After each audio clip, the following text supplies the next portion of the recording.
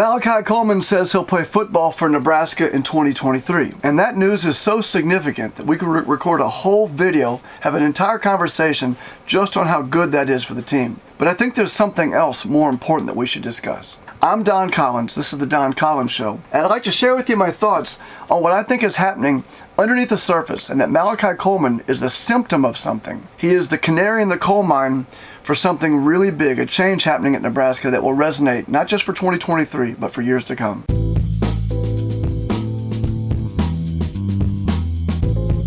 Before we talk about Malachi Coleman, I'd like to ask you to subscribe to my channel and hit the notification bell so you know when I upload content. It has been said that my videos are polarizing, that some people like them, some people hate them, but I hope that my videos will help you think about Nebraska, maybe from a different angle. And if you do subscribe, email me your mailing address to doncollins@mail.com. That is doncollins@mail.com. And when I hit 2,000 subscribers, I'll send you something in the mail, something Husker related.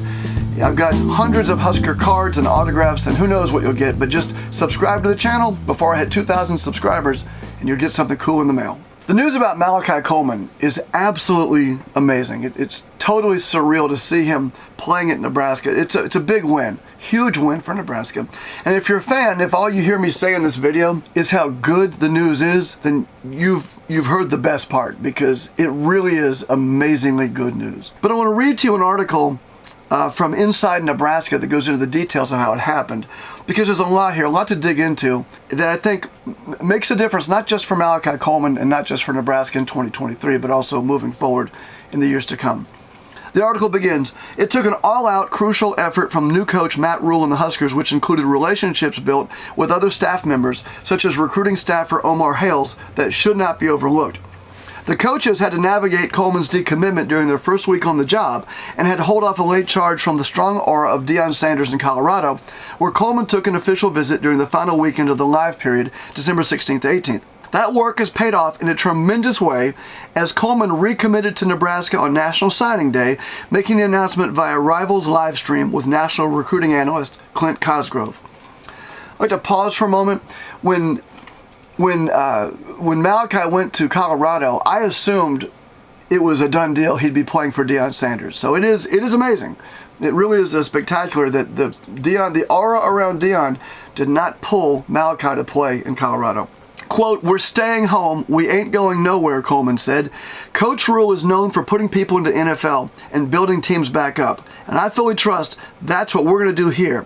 And I want to be a part of it when we change things around, because I'm from here. This is where I live. This is my city. I want to put on for the state. That's what I'm trying to do." I want to pause after that. You know, people have argued for a long time that Nebraska has missed, or the recruiters have missed, a lot of local guys. I mean, playing in Lincoln, you can't get any more local than Malachi Coleman.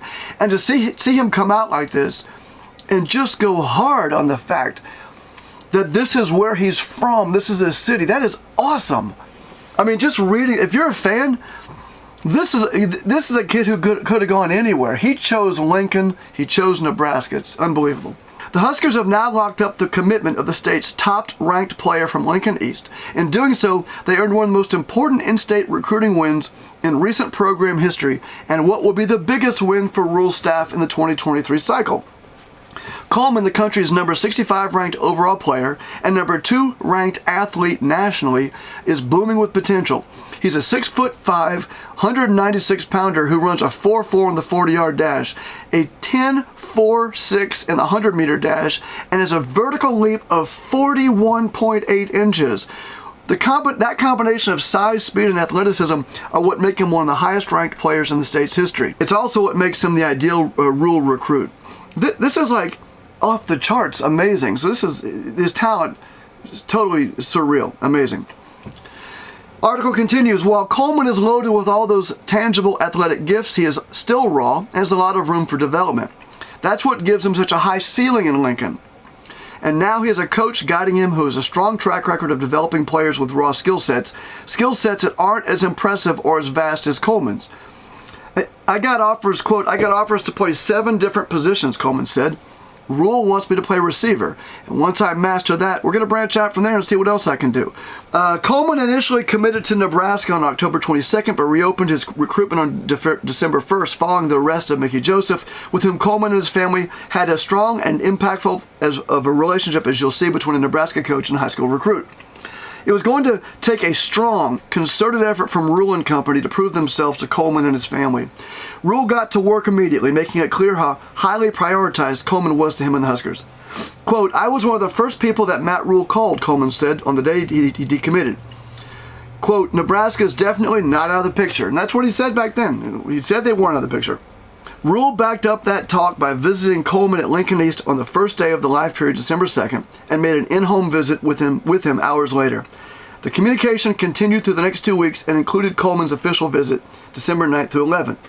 Others got in the mix too, with Michigan being the other keynote competitor, while Syracuse and Louisville traveled to see him during the last 2+ weeks. In the end, though, Coleman's recruitment came down to a 2-team race, Nebraska and Colorado. Sanders and the Buffaloes came calling, and Coleman listened, but the Huskers spoke to him louder. It's interesting, there's that old adage, if you love something, set it free. If it comes back, it was meant to be. In this case, it must have been very difficult for Matt Rhule and the coaching staff to have, made their case and watched Malachi head over to the strong aura of Deion Sanders. And to see Malachi come home, it's a heartwarming story. This is beyond, I don't think that we really understand just how impactful this is just yet. But what it really goes to the heart of, too, is what people had said about Matt Rhule, and that, maybe even people like me didn't realize until you saw it in person, up close here. Matt Rhule is authentic in a way that doesn't just he doesn't make himself known authentically at press conferences. Sitting down with players, the families of these players, they get where this guy's coming from.